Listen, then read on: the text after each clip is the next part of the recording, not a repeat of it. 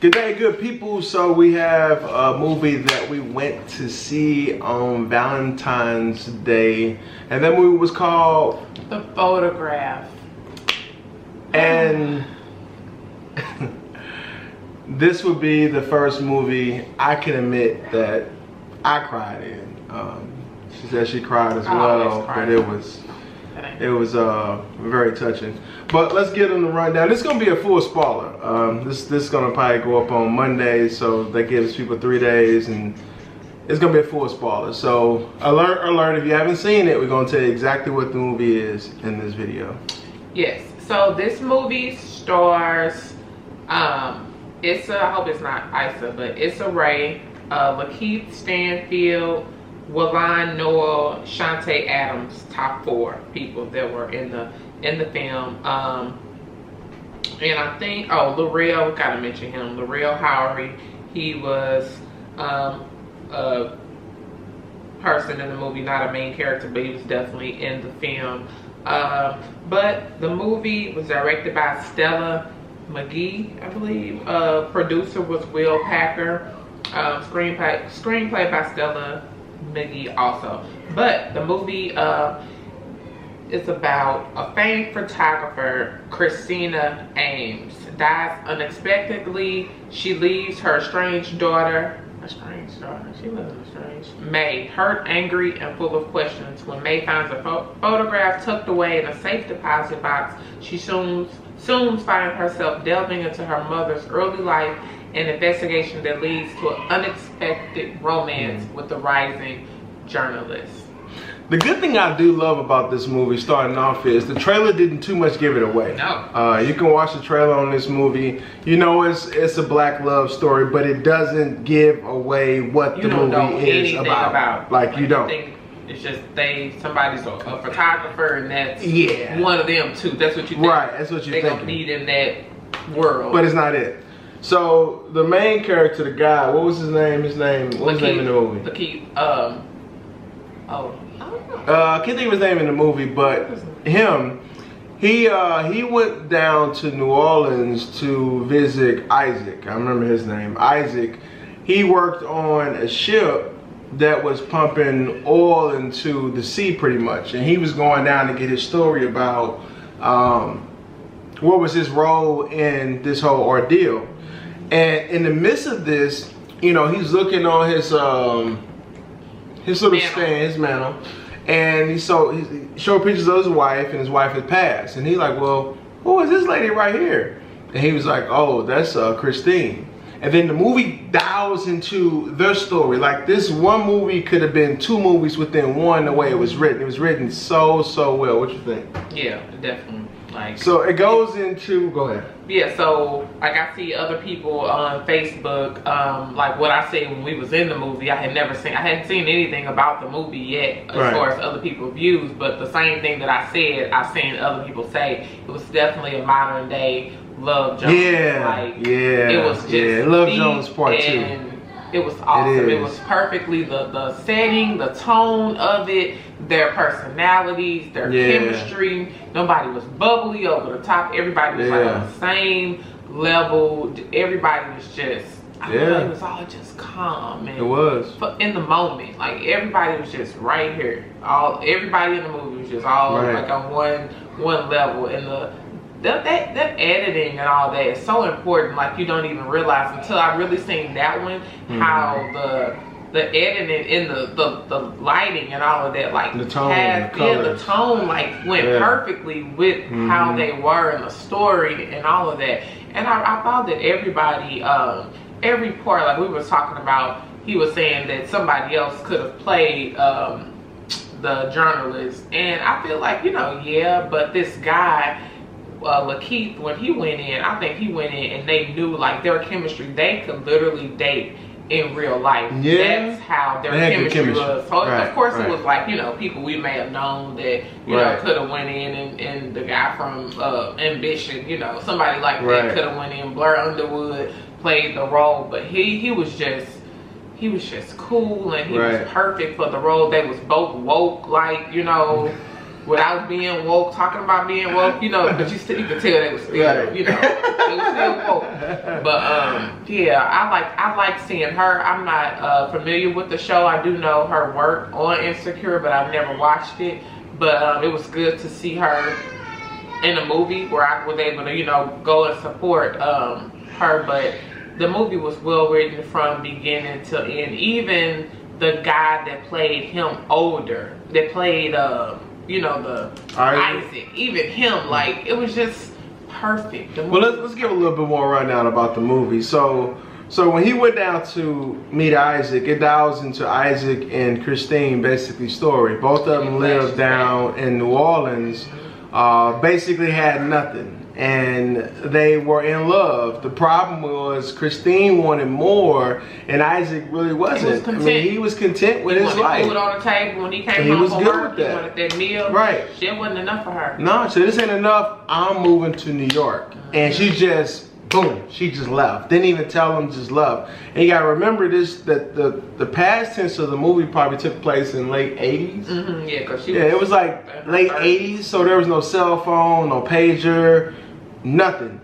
And she literally was in New York for a couple months before she even called back. And the only reason why I took her so long to call back, she couldn't get a phone. Right. She finally had enough money to get a phone and call back. And to come to find out, her mother had passed. And her mother was the one kind of pushing her out the door.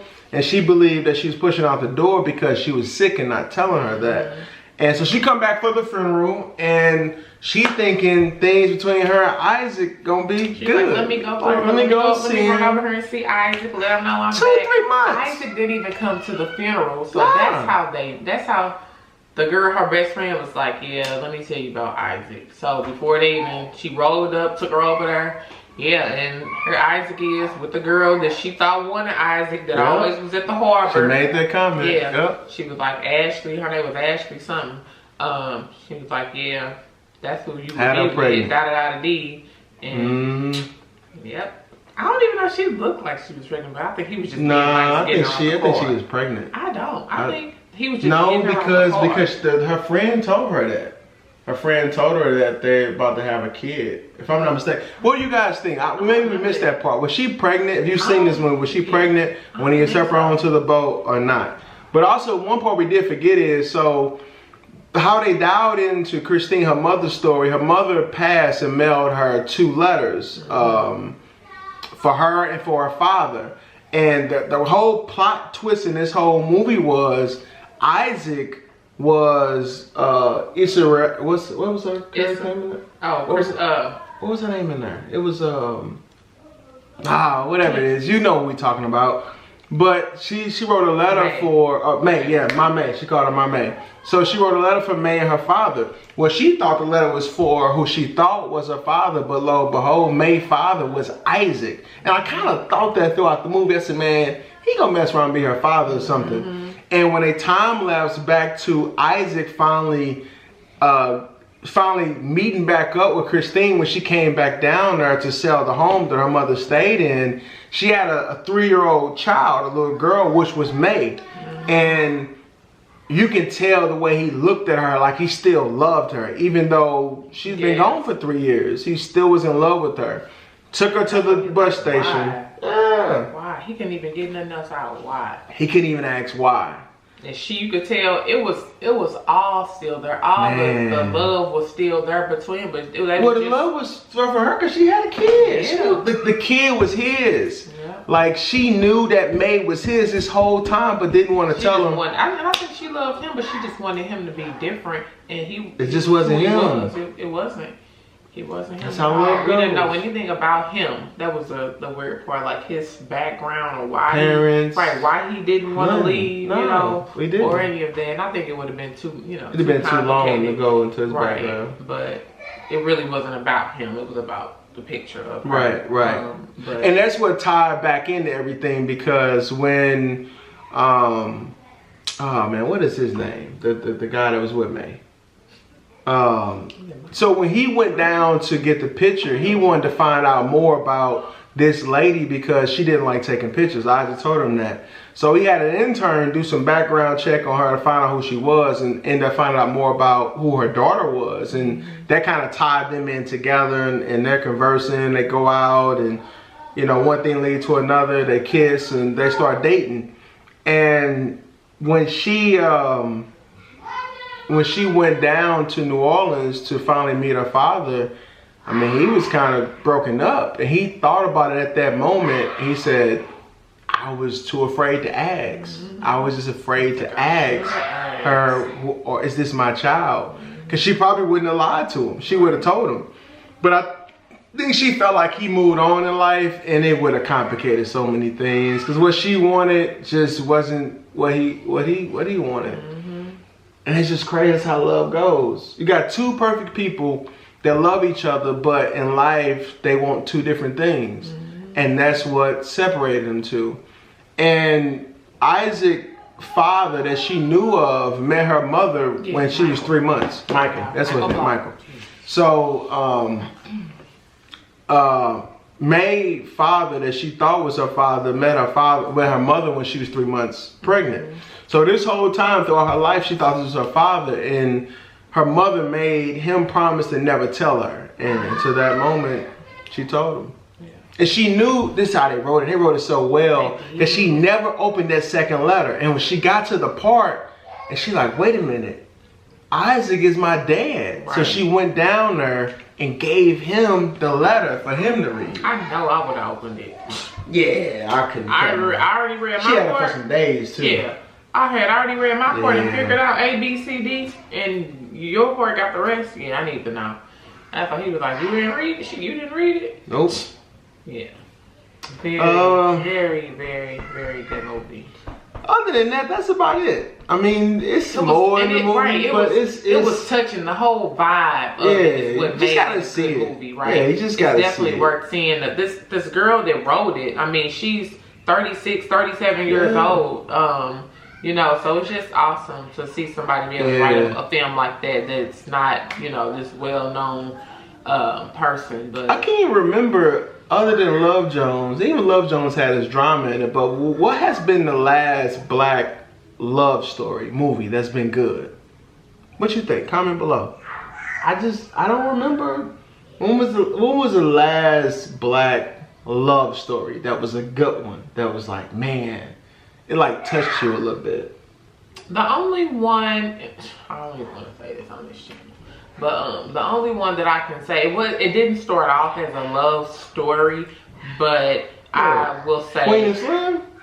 No, hell no. It was no love about that. It was too quick. It was a day. Was Good Deeds. Good Deeds was, it ended as a love story. See why you say you want to say that? It's Tyler Perry. But that movie, it did. You know, with he was with Gabrielle Union, and then the girl was the housekeeper. He was so in his routine. He was over the company, and this girl. But he was kind of emotionally cheating, though. Huh? He was kind of emotionally cheating on his wife, though, with the maid. He really wanted the maid. No, he called it off. Like, they weren't married? They were engaged? They were engaged. He called the engagement off. Yeah. Right? But it ended up being, she ended up coming at the end. She went to, she ended up going to travel the world with him. It didn't start off like deep like that, but he was like. Bias. Yeah, okay. Anyway, if you've seen the movie, comment below what you think. Do you think it's one of the top 3 love stories, top 3 black love stories? It's definitely going to be a classic. Like, it's gonna be a classic at the end of the day. Yeah. It's gonna not take the place, but it's gonna be the new Love Jones. Yeah. Like, other than that, make sure you guys subscribe. You're watching on YouTube, follow on Facebook if you're watching there as well. Other than that, peace out to the next one.